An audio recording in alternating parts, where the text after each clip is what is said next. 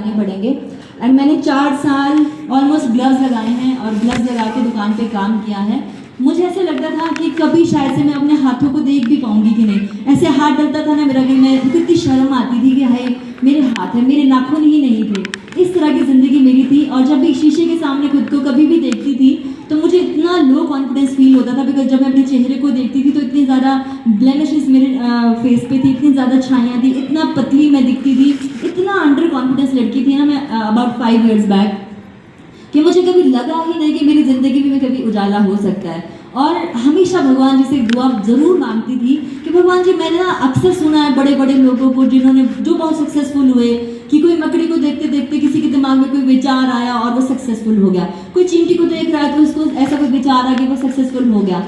मैं हमेशा सोचती थी कि भगवान जी, काश मेरी ज़िंदगी में कोई ऐसा दिन आएगा क्या कि जिससे मेरी ज़िंदगी चेंज होएगी। और मैं ऐसा हमेशा बोलती थी कि भगवान जी, हो सकता है मेरे पास कोई आज अपॉर्चुनिटी नहीं है या मेरा माहौल ऐसा नहीं है, बट जिस दिन ऐसा होएगा, जिस दिन वो विचार मेरे दिमाग में भी आएगा, मैं पूरी जान लगा दूंगी, अपनी पूरी शिद्दत से उस काम को करूंगी। नो मैटर वट कि मेरा आज बाहर का पहनावा क्या है, नो मैटर वट मैं बाहर से दिखती कैसी हूँ, मेरी एजुकेशन क्या है क्या नहीं है, कुछ ऐसा कारोबार ज़रूर देना कि जहाँ पे ईमानदारी हो, जहाँ पे हक की कमाई हो, जहाँ पे मेहनत कोई करना चाहता हो एंड उसको मेहनत आना उसकी मेहनत का मिलता हो और लोग वहाँ पे लेग विनिंग ना करते हो। लेग विनिंग मतलब कि केकड़े देखे आपने, केकड़े जब एक ऊपर जाता है ना तो दूसरा उसको नीचे खींच लेता है कि तू कहाँ चला ना। ऐसी ज़िंदगी नहीं चाहिए थी मुझे, क्योंकि मैं बहुत दब्बू लड़की थी एंड बहुत ईमानदार घर से उठ के आई थी। वहाँ उस घर पे रोटी भी नहीं थी बट ईमानदारी ज़रूर थी। हमसे कभी ये बोला जाता था कि तुम्हारे घर में कुछ हो ना हो, दूसरों को गलत नहीं बोलना है और ना ही कभी झूठ बोलना है, ना ही कभी किसी का 1 रुपया घर आना चाहिए। मैं ऐसे परिवार से थी और वहाँ ऐसे परिवार में कुछ नहीं होता है।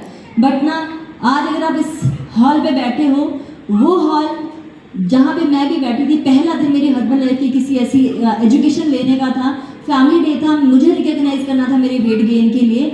मैं वहाँ पे सबसे लास्ट में बैठी थी और जब ऐसा सरब सर निखिल सर के लिए बोला जा रहा था ना, जैसे शब्द शायद से मेरे लिए आप सुन रहे हो, अपने कोचेस के लिए सुन रहे हो, मुझे ना लास्ट में बैठ के एक ही चीज़ समझ में आई कि भगवान जी, ये जो कुछ भी काम है, मुझे ये तो नहीं पता ये क्या है कैसे चलता है, बट इतना महसूस कर पा रही थी उस हॉल के ऑरे को कि यहाँ पे कुछ अच्छा है, सिक्योरिटी है, सेफ्टी है। बिकॉज मैं being a female, being a girl, मैंने कभी समाज को अपनी तरफ सही निगाहें देखते हुए देखा ही नहीं था, क्योंकि हम बिन बाप की बेटियां थी। और समाज में ऐसा भी कुछ कहीं और नहीं देखा था कि जो हमें अपनाने के लिए कोई रेडी था या कोई जिम्मेवारी लेने के लिए रेडी था, कोई नहीं था। पता एहसान के बदले में एहसान था कि अगर हमने ऐसा किया तो तुमने ऐसा करना। वो जिंदगी ना मुझे बिल्कुल नहीं चाहिए थी।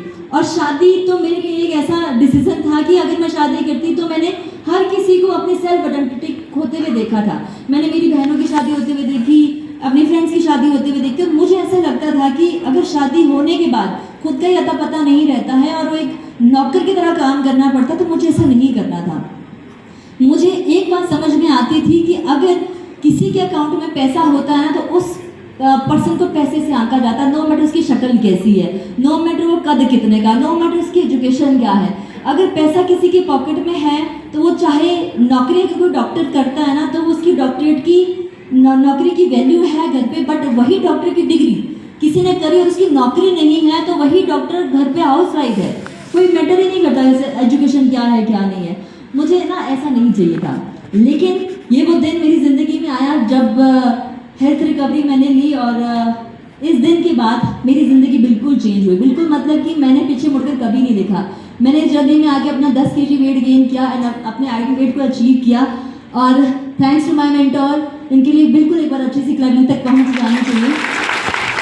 ये वो पर्सन्स हैं, ये वो कपल्स हैं एंड मेरी ज़िंदगी में भगवान का दर्जा हमेशा इनके लिए है, हमेशा रहेगा भी। बिकॉज मैं सबसे पहले निखिल सर से मिली एंड निखिल सर एक ऐसे मतलब भाई के रूप में, जैसे भाई की निगाहें साफ सुथरी होती है ना, वैसे किसी ने मेरी आंखों में आंखें डाल के देखा था। और मैं उनके साथ इतना ट्रैवल करती थी, इतना रहती थी साथ में, हमेशा वो एक करेज जो करता ना कि नहीं तुम कर सकते हो जाएगा। उन्होंने कभी जज नहीं किया मुझे किसी भी वे में, मेरे बैकग्राउंड से जज नहीं किया, मेरे एजुकेशन से जज नहीं किया। एक ऐसा प्लेटफॉर्म जहाँ पे सब कुछ ही बहुत अलग था, तो मैं बस रुक गई। मेरे को इसलिए हर्बल लाइफ करनी थी बिकॉज मुझे इन भाइयों के बीच में रहना था। बिकॉज जब मैंने सरब सर को देखा तो सरब सर एक ऐसे पिता की तरह आंखों में आंखें डाल के उन्होंने मेरे को देखा कि जैसे कि मतलब डर से भी देखा, रिस्पेक्ट से भी देखा एंड हर तरीके से देखा कि मैं हूँ, तुम चलो। मैं देख लूँगा सब कुछ। और सीरियसली मुझे बहुत खुशी होती थी कि जब मैं इन लोगों को आसपास देखती थी। नितिन सर नेवी पर्सन थे, हमेशा मुझे बोलते थे दीदी हम मिलके करेंगे, हम मिलके करेंगे। तो सीरियसली थैंक्स टू देम। और ये दोनों मेरे से छोटे हैं, सिर्फ सरब सर कुछ महीने बड़े हैं, बाकी हम सारे सेम एज के हैं। Thank you so much all the female. And Sujata भाभी एक हमेशा ढाल बन के खड़ी रही, मुझे हमेशा बोला कि नहीं जसू मैं साथ हूँ, तू चल। नवे मैम का भरोसा एंड सरब सर का भरोसा, मैं आज भी सुबह आप सबके लिए इनकी ब्लेसिंग लेके यहाँ पे स्टेज पे खड़ी हूँ, तो thank you so much. And ये मेरी लाइफ है कुछ, मैं दुकानदार हूँ बाय प्रोफेशन ही, मतलब अब नहीं हूँ। दुकानदारी बचपन से करी। हम 9 साल के थे जब से हम दुकानदारी करना शुरू कर गए थे। और चिप्स कुरकुरे की आदत मुझे थी, जिस वजह से मेरी सेहत भी खराब हो गई थी। एंड ये मेरी बीएड की फ़ोटो है, जहाँ पे बोलते हैं ना जैसी आदत मुझे वैसे हम आस-पास वालों को लगा देते हैं। एक नशे करने वाला कोई इंसान है, 2 को और सिखा देता है। एक कोई गलत काम करने वाला है, 2 को चोरी सिखा देता है ना। मैं ऐसी थी, एक जंग खाने वाली थी, 2 को जंग खिला देती थी, बिकॉज मैं खिलाती थी खुद के पैसों से। एंड ये ज़िंदगी थी। और ये घास की कटाई वाली शिफा साथ में है। मेरी ज़िंदगी भी ऐसी थी क्योंकि मेरी माँ 34 साल में विडो हो गई थी, तो मम्मी को एक ही बात पता थी कि गाय पाल के बच्चे पाले जाते हैं। There is no other way कि पैसा कहीं से आ सकता है। बिकॉज एक 4 पढ़ी लिखी मेरी मम्मी थे, तो समझ में नहीं आता एक हाउसवाइफ को कि क्या करेंगे। दुकानदारी थी बट उतना भी पूरा नहीं हो पाता था वहाँ से। एंड ये हमारी ज़िंदगी थी, यही हमने आगे भी करना था। शादी करके भी यही गाय भैंसी मुझे भी पालनी थी। एंड शिफा भी पढ़ी लिखी तो थी, लेकिन घर आगे सेम काम हम भी यही करते थे। एंड ये किराए का घर है हमारा सेकंड फोटो में, कि जहाँ पे हमने अपने 28 साल काटे हैं। घर गिरा, टूट के गिरा तो हम यहाँ से निकले, अदरवाइज हमारे पास कोई छत नहीं थी। एक जॉइंट फैमिली का घर था वो था, लेकिन पापा हमें कहीं दूर लेके गए थे जहाँ पे हम दुकानदारी करते थे। तो बट कुछ नहीं था लाइफ में, दिस ज़ीरो लाइफ। बट ये वो दिन, आज की फ़ोटो ज़रूर आप लोगों ने खींच लेना। ये वो दिन था जिस दिन वो अपॉर्चुनिटी मुझे मिली, ऐसा वो विचार मेरे दिमाग में गया कि मुझे भी यहाँ से कुछ करना है, मुझे यहीं रहना है। आज नहीं तो कल, कल नहीं तो 1 साल बाद, नहीं तो 10 साल बाद, कुछ तो मेरा यहाँ पे होगा। अदरवाइज मेरा कुछ नहीं होना था कहीं पे भी।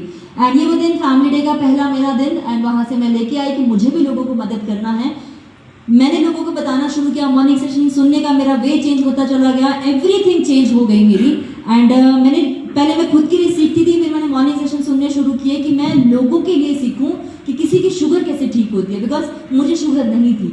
आई डोंट नो आप सेशन कैसे सुनते हो, बट अगर आज आप यहाँ से कुछ लेके जाना चाहते हो अपनी ज़िंदगी को 360 डिग्री चेंज करने के लिए, तो ज़रूर कल से मॉर्निंग सेशन को सुनने का वे चेंज करना है कि जो बीमारी आपको है उसी तक सीमित नहीं रहना है, हमें पूरे शरीर की स्टडी करनी है, वो भी मॉर्निंग सेशन से। एंड फिर ये फैमिली डेज होते चले गए। एंड फैमिली डे ट्रेनिंग पे ट्रेनिंग सीखती चली गई, बिकॉज मुझे फिर हर्बल एक सीखनी थी। एंड ये वो फोटो जहाँ पे मुझे रिकॉग्निशन मेरी फैमिली के सामने मिला, यहाँ पे प्रेजेंस टीम बनने का मौका मुझे मिला था, जहाँ पे आप बहुत सारी फैमिलीज थी। तो ये यहाँ पे हुआ। एक वो दिन दरी सहमी में लड़की आई थी, जिस दिन मैंने कपड़े भी किसी और के डालने हुए थे, मेरे पास कपड़े नहीं थे। एंड ये वो दिन जहाँ पे मेरा पूरा परिवार नए कपड़े पहन के, नए कपड़े सिलवा के मेरे साथ खड़ा था कि जिसू ने कुछ किया। तो सीरियसली थैंक यू। एंड ये वो कुछ स्लाइड्स आप लोगों के लिए कि मैंने हर्बल लाइफ पे क्यों ट्रस्ट किया। बिकॉज मेरे को डर लगता था कि ऐसा तो नहीं होगा कल दिन किसी को कुछ हो जाएगा, लेकिन इसके पीछे साइंस थी। मेरे और आपके हाथ में हर्बल लाइफ नहीं थी। तो मुझे ऐसे लगा कि यहाँ पे कोई अनपढ़ भी किसी को मैसेज दे रहा है, कोई पढ़ा लिखा भी किसी को मैसेज दे रहा है, किसी का मेडिकल बैकग्राउंड है नहीं है वो भी मैसेज दे रहा है, हर कोई मैसेज दे रहा है। हाउस वाइफ मैसेज दे रही है, वो तो पढ़ी लिखी नहीं है। क्यों? तो इसके पीछे साइंस है कि मैंने और आपने न्यूट्रिशन नहीं बनाया, साइंस ने न्यूट्रिशन बनाया है, सेल्युलर खाना बनाया है, साइंस एंड डॉक्टर ने इसको बनाया। मेरा और आपका तो काम ही मैसेज देने का है। जब मुझे ये पता चला कि अच्छा यहाँ तो कोई भी मैसेज दे सकता है, फिर मुझे ये लगा नारी शक्ति के लिए स्पेशली कि एक फीमेल अपनी सेल्फ आइडेंटिटी को खो देती है। जो मैंने संतोष मैम के लिए शब्द बोले थे कि संतोष मैम गाड़ी में हम आ रहे थे एक दिन, मैंने इनसे यही पूछा कि संतोष मैम रोते रहते कि प्रीतिका के लिए कुछ करना है, अपना रजत के लिए कुछ करना है, नरेंद्र सर के लिए कुछ करना है। मैं बोला हस्बैंड के लिए भी कर रहे हो, बच्चों के लिए भी कर रहे हो, लड़की के लिए भी कर रहे हो, आप अपने लिए क्या कर रहे हो? फिर मैंने को पूछा कि आए अकेले जाना अकेले, सेल्फ आइडेंटिटी बताओ आप क्या हो, माँ बन के रह गए हो क्या? वो शब्द आज माइक पे seriously. Thank you so much Santosh ma'am.